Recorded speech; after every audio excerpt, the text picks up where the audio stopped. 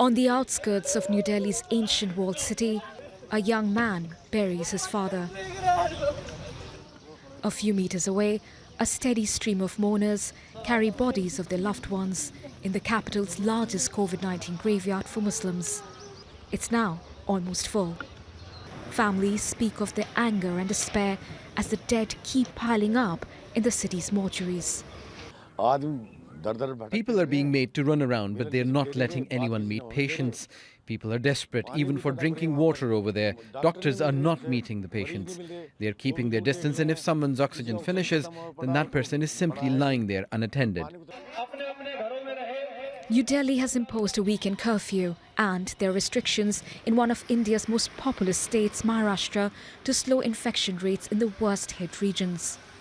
But reports of shortages of hospital beds, medicine and oxygen have led to more fears. I'm very scared. The situation is terrifying. If I wasn't an essential worker, I wouldn't have left my house at all. No one should go out. But there's no social distancing here. Polling booths in some of the most politically charged regional elections are cramped. What can we do? Unless people try to protect themselves, how much can we do? That's why I stood behind the line thinking I would try to manage and control the crowd, but nobody listened. Some are blaming politicians for holding large election rallies. On one hand, COVID-19 cases are rising and leaders are doing rallies where they and their supporters are not even wearing masks. This is something to think about. How will people vote if they are not alive to do it?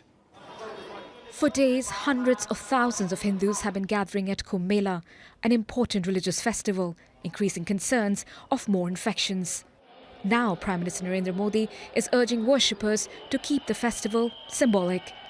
Amid criticism of the government's handling of the outbreak, they are called to scale up vaccinations and impose tougher restrictions before a second wave of the virus in the world's second worst affected nation gets even worse. Priyanka Gupta, Al Jazeera.